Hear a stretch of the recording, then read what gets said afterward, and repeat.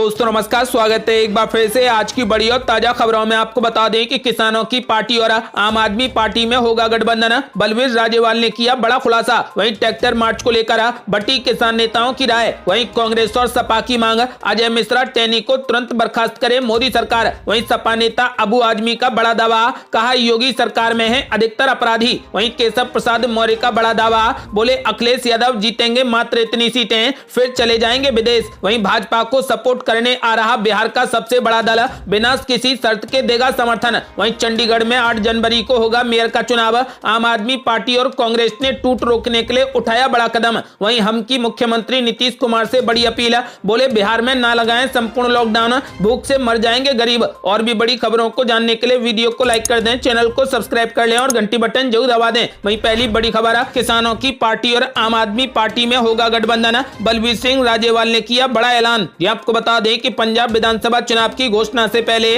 राज्य में एक नया गठबंधन देखने को मिल सकता है। संयुक्त समाज मोर्चा ने आम आदमी पार्टी के साथ गठबंधन का विकल्प खुला रखा है। संयुक्त समाज मोर्चा के मुखिया बलवीर सिंह राजेवाल ने कहा कि आम आदमी पार्टी के साथ हमारा गठबंधन को लेकर बातचीत जारी है। बलवीर राजेवाल ने कहा कि आम आदमी पार्टी के साथ गठबंधन की बात को नकारा नहीं जा सकता। किसान नेता से राजनेता बने बलवीर राजेवाल ने साफ कर दिया है कि वो आम आदमी पार्टी के साथ गठबंधन कर सकते हैं। इससे पहले बलवीर राजेवाल ने दिल्ली जाकर आम आदमी पार्टी के नेताओं से भी मुलाकात की। आम आदमी पार्टी के हालांकि संयुक्त समाज मोर्चा के साथ गठबंधन को लेकर अभी कोई बयान नहीं दिया है। ऐसा दावा किया जा रहा है कि संयुक्त समाज मोर्चा को आम आदमी पार्टी के साथ गठबंधन होने की स्थिति में 20 से 35 सीटें मिल सकती हैं। संयुक्त समाज मोर्चा के नेता ये बात दोहराते रहे हैं कि गठबंधन होने के बाद आम आदमी पार्टी अपने कुछ उम्मीदवारों के नाम वापस लेने को तैयार है। आम आदमी पार्टी के साथ गठबंधन को लेकर संयुक्त किसान मोर्चा में फूट पड़ती हुई दिखाई दे रही है।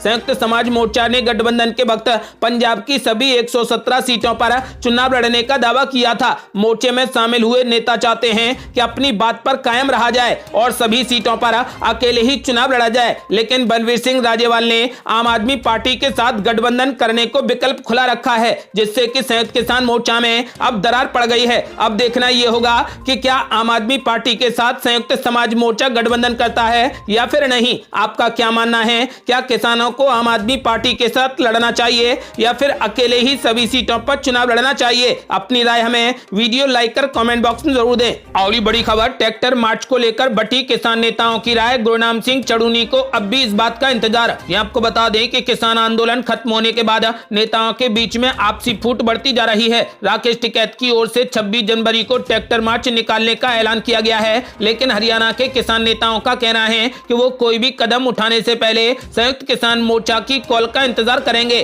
संयुक्त किसान मोर्चा की ओर से 15 जनवरी को आगे की रणनीति तय करने के लिए दिल्ली में मीटिंग बुलाई गई है। गुरनाम सिंह चड़ूनी के नजदीकी ने कहा कि हम संयुक्त किसान मोर्चा के फैसले के अनुसार ही अपना आगे कदम बढ़ाएंगे। इससे पहले राकेश टिकैत ने हरियाणा के भिवानी में एक सभा को संबोधित करते हुए ट्रैक्टर मार्च निकालने की बात कही है। राकेश टिकैत ने कहा कि हमारे ट्रैक्टर हमेशा तैयार हैं और सरकार को यह बात याद रखनी चाहिए, हम 26 जनवरी को ट्रैक्टर मार्च निकालेंगे। ट्रैक्टर एक गांव से दूसरे गांव में जाएंगे। अभी तक एमएसपी के मुद्दे पर कमेटी नहीं बनाई गई है। बता दें कि करीब 1 महीना पहले किसान नेताओं की ओर से तीनों कानूनों की वापसी और बाकी मांगों को माने जाने पर आंदोलन को स्थगित करने का ऐलान किया गया था। केंद्र सरकार ने हालांकि एमएसपी गारंटी पर कमेटी बनाने की बात कही थी। 15 जनवरी को होने वाली इस मीटिंग में यह मुख्य मुद्दा रहने वाला है। इसके अलावा 15 जनवरी को होने वाली मीटिंग में संयुक्त किसान मोर्चा उन नेताओं पर भी फैसला लेगा जो कि चुनाव लड़ने का ऐलान कर चुके हैं। चुनाव लड़ने जा रहे नेताओं को मीटिंग में एंट्री नहीं मिलने के आसार हैं। और बड़ी खबर, कांग्रेस और समाजवादी पार्टी ने उठाई मांग, कहा अजय मिश्रा टैनी को तुरंत बर्खास्त करे मोदी सरकार। ये आपको बता दें कि लखीमपुर खीरी में पिछले वर्ष 3 अक्टूबर को किसान आंदोलन के दौरान भड़की हिंसा में 4 किसानों और एक पत्रकार समेत 8 लोगों की मौत के मामले में विशेष जांच दल द्वारा अदालत में आरोप पत्र दाखिल करने के बाद से उत्तर प्रदेश कांग्रेस अध्यक्ष अजय कुमार लल्लू ने मोदी सरकार को कटघरे में खड़ा करते हुए सवाल उठा दिया है कि अब केंद्रीय गृह राज्य मंत्री को बर्खास्त करने के लिए आखिर और कितने सबूतों की आवश्यकता है। समाजवादी पार्टी के प्रमुख अखिलेश यादव ने भी कहा कि आज बीजेपी का हर समर्थक और कार्यकर्ता शर्मिंदा है और सामाजिक बहिष्कार के डर से डरा है। लल्लू ने प्रदेश कांग्रेस मुख्यालय में संवाददाताओं से बातचीत में एसआईटी के आरोप पत्र का हवाला देकर केंद्रीय गृह राज्य मंत्री अजय कुमार कुमार मिश्रा को बर्खास्त करने की मांग उठाई है। आपको बता दें कि लल्लू ने सवाल किया कि अब अजय मिश्रा को बर्खास्त करने के लिए और कितने सबूत चाहिए। मंत्री को अविलंब बर्खास्त करने की मांग करते हुए कांग्रेस नेता ने कहा कि अजय मिश्रा के रिश्तेदार वीरेंद्र कुमार शुक्ला को पुलिस ने सबूत मिटाने के अपराध में नामजद किया है। उन्होंने आरोप लगाया कि मिश्रा के संकेत के बिना इतनी बड़ी घटना संभव नहीं है। उन्होंने केंद्रीय गृह मंत्री अमित शाह से सवाल किया है कि क्या उनकी दूरबीन अब उत्तर प्रदेश में अपराधियों और अपराधों को नहीं देख पा रही है। आपको बता दें कि कांग्रेस और समाजवादी पार्टी ने अजय कुमार मिश्रा टैनी को बर्खास्त करने की मोदी सरकार से जोरों शोर से मांग उठाई है। और बड़ी खबर, केशव प्रसाद मौर्य ने किया बड़ा दावा, बोले अखिलेश यादव जीतेंगे मात्र इतनी सीटें और फिर चले जाएंगे विदेश। यहां आपको बता दें कि उत्तर प्रदेश के उप मुख्यमंत्री केशव प्रसाद मौर्य ने दावा किया है कि उत्तर प्रदेश विधानसभा के होने वाले चुनाव के बाद समाजवादी पार्टी प्रमुख अखिलेश यादव विदेश चले जाएंगे। उप मुख्यमंत्री केशव प्रसाद मौर्य ने जिले के सिकंदरपुर में बीजेपी के पिछड़ा वर्ग सम्मेलन को संबोधित करते हुए अखिलेश यादव पर जमकर हमला बोला और कानपुर कन्नौज में इत्र कारोबारी के यहां पर छापों की भरमार और इशारा करते हुए कहा कि समाजवादी इत्र की खुशबू जब से फैली है अखिलेश यादव के चेहरे पर 12 बज गए हैं और उनके हलक से आवाज तक नहीं निकल पा रही। केशव प्रसाद मौर्य ने दावा किया है कि अखिलेश यादव कटघरे में हैं, अब वो इस बार 47 सीटों का आंकड़ा भी पार नहीं कर पाएंगे और बीजेपी की जीत के बाद अखिलेश यादव तुरंत विदेश चले जाएंगे। आपको बता दें कि केशव प्रसाद मौर्य ने कहा कि कार सेवकों पर गोली और कांवरियों पर लाठी बरसाने वालों को अचानक राम की याद आने लगी है। कल अखिलेश यादव जी परशुराम जी की प्रतिमा लगाकर पूजा कर रहे थे। उन्होंने कहा कि जो राम का नहीं हुआ वो परशुराम का क्या होगा। अगली बड़ी खबर, यूपी चुनाव में भाजपा को सपोर्ट करने के लिए आ रहा बिहार का सबसे बड़ा दल बिना किसी शर्त के देगा खुला समर्थन। ये आपको बता दें कि उत्तर प्रदेश विधानसभा चुनाव 2022 अब सिर पर आ गया है। ऐसे में सभी दल एक दूसरे से गठबंधन कर मजबूती पाने की पूरी कोशिश कर रहे हैं। इसी क्रम में भाजपा को लेकर एक बड़ी खबर सामने आ रही है कि एनडीए का एक सहयोगी बिना किसी शर्त के भारतीय जनता पार्टी को खुला समर्थन कर रहा है। दरअसल बिहार में एनडीए के सभी दल यूपी चुनाव में उतरने के लिए तैयार बैठे हैं। बताया जा रहा है कि सभी दल ये सोच रहे हैं कि या तो बीजेपी उन्हें उनके मन मुताबिक सीटें दे दे तो वो भाजपा के साथ चुनाव लड़ेंगे। वहीं अगर बीजेपी ऐसा नहीं करती है तो ये दल अपने ही दम पर बीजेपी के खिलाफ खड़े होने के लिए भी तैयार हैं। जानकारी के मुताबिक आगामी चुनाव में बीजेपी और जेडीयू के बीच में सीट बंटवारे पर चर्चा चल रही है। जदयू का कहना है कि या तो बीजेपी के साथ या तो बीजेपी के बिना, लेकिन यूपी चुनाव जरूर लड़ेंगे। विकासशील इंसान पार्टी के अध्यक्ष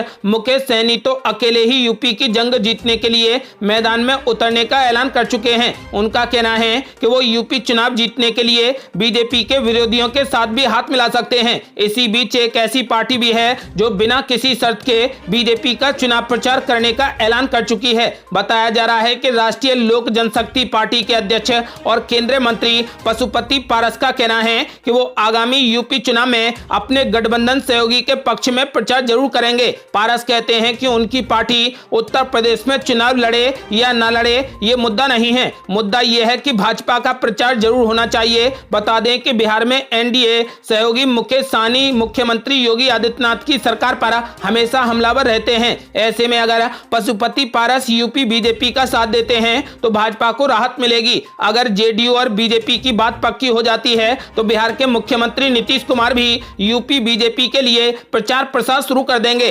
अगली बड़ी खबर, पंजाब में भगवंत मान होंगे आम आदमी पार्टी के मुख्यमंत्री कैंडिडेट, बैकफुट पर जा सकती है कांग्रेस। ये आपको बता दें कि पंजाब विधानसभा चुनाव में लगातार बाहरी होने का आरोप झेल रही आम आदमी पार्टी जल्द ही बड़ा कार्ड चल सकती है। सूत्रों के मुताबिक आम आदमी पार्टी की ओर से मुख्यमंत्री कैंडिडेट के तौर पर भगवंत मान के नाम का ऐलान किया जा सकता है। यदि आम आदमी पार्टी की ओर से मुख्यमंत्री चेहरे का ऐलान होता है तो वो कांग्रेस भाजपा गठबंधन को घेरने की स्थिति में होगी, जिनकी ओर से अभी तक मुख्यमंत्री चेहरे का ऐलान नहीं किया गया है। पार्टी सूत्रों का कहना है कि इस बात पर सहमति बनती दिखाई दे रही है कि भगवंत मान के नाम का मुख्यमंत्री चेहरे के तौर पर ऐलान किया जाएगा। भगवंत मान संगरूर सीट से सांसद हैं और प्रदेश पार्टी के अध्यक्ष भी हैं। आपको बता दें कि कांग्रेस पार्टी ने पिछले साल के आखिर में कैप्टन अमरिंदर सिंह के इस्तीफे के बाद चरणजीत सिंह चन्नी को मुख्यमंत्री बनाया है, लेकिन अब तक कांग्रेस ने यह ऐलान करने से बचा है कि चुनाव के बाद मुख्यमंत्री चन्नी ही मुख्यमंत्री होंगे। होंगे या फिर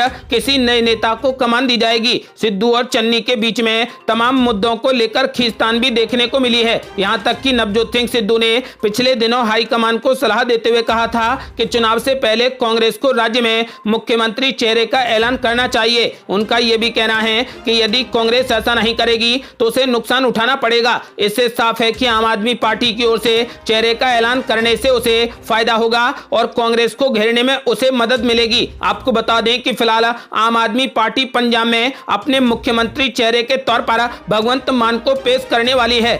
अगली बड़ी खबर, बीजेपी नेता सिद्धार्थनाथ सिंह और मुख्यमंत्री योगी आदित्यनाथ ने अखिलेश यादव पर बोला जोरदार हमला। बोले भाजपा के डर से अखिलेश यादव को आने लगे हैं भगवान श्री कृष्ण के सपने। ये आपको बता दें कि कैबिनेट मंत्री और प्रदेश सरकार के प्रवक्ता सिद्धार्थनाथ सिंह ने कहा कि भाजपा के डर से अब अखिलेश यादव को भगवान श्री कृष्ण के सपने आने लगे हैं। चलो अच्छा है, अखिलेश यादव को बाबर और जिन्ना से फुर्सत मिली है। मीडिया से अनौपचारिक वार्ता में मंत्री ने कहा कि विश्वास रखना अखिलेश जी, योगी जी के और 5 साल आ रहे हैं और उसके बाद पूरी समाजवादी पार्टी को भगवान राम, भगवान कृष्ण और महादेव ही दिखाई देंगे और कुछ भी दिखाई नहीं देगा। लेकिन इससे पहले जो आपने राम भक्तों पर गोलियां चलाई थी उस पर तो आप माफी मांग लो। आपको बता दें कि वहीं मुख्यमंत्री योगी आदित्यनाथ ने कहा कि अखिलेश यादव जब सत्ता में थे तो उन्होंने मथुरा, वृंदावन, बरसाना और गोकुल के लिए कुछ भी नहीं किया है। योगी ने सपा नेता को कंस का उपासक बताते हुए कहा कि उनके पैदा किए कंस ने जवाहर बाग की घटना को अंजाम दिया था। मुख्यमंत्री योगी आदित्यनाथ ने मंगलवार को अलीगढ़ में 7,000 करोड़ रुपए की लागत की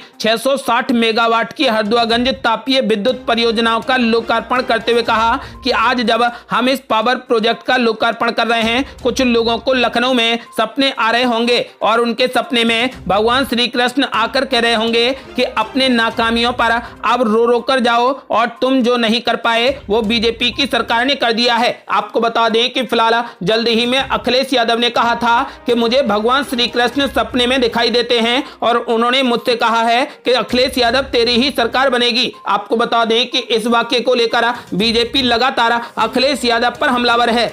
और बड़ी खबर, चंडीगढ़ में 8 जनवरी को होगा मेयर का चुनाव। आम आदमी पार्टी और कांग्रेस ने टूट रोकने के लिए उठाया बड़ा कदम। ये आपको बता दें कि चंडीगढ़ को अपना नया मेयर 8 जनवरी को मिलने जा रहा है। मेयर चुनाव में टूट के खतरे के मद्देनजर आम आदमी पार्टी ने अपने सभी पार्षदों को दिल्ली शिफ्ट कर लिया है। पहले ही अपना एक पार्षद गवा चुकी कांग्रेस पार्टी भी अपने बाकी बचे पार्षदों को राजस्थान ले गई है। मेयर चुनाव के लिए बीजेपी और आम आदमी पार्टी के बीच में अब कांटे की टक्कर है। कांग्रेस पार्टी पहले ही मेयर की रेस से बाहर हो गई है। कांग्रेस का कहना है कि उसके पास नंबर नहीं है, इसलिए अब रेस में बीजेपी और आम आदमी पार्टी ही बचे हैं। मेयर पद के लिए नॉमिनेशन भरने की आखिरी तारीख 4 जनवरी थी। चंडीगढ़ के नए मेयर का चुनाव 8 जनवरी को सुबह 1 बजे चंडीगढ़ नगर निगम के ऑफिस में होगा। मेयर के साथ ही चंडीगढ़ के सीनियर डिप्टी मेयर और डिप्टी मेयर भी चुने जाएंगे। चंडीगढ़ नगर निगम के मेयर के लिए सीक्रेट बैलेट पेपर के जरिए वोटिंग होगी। सिर्फ महिला पार्षद ही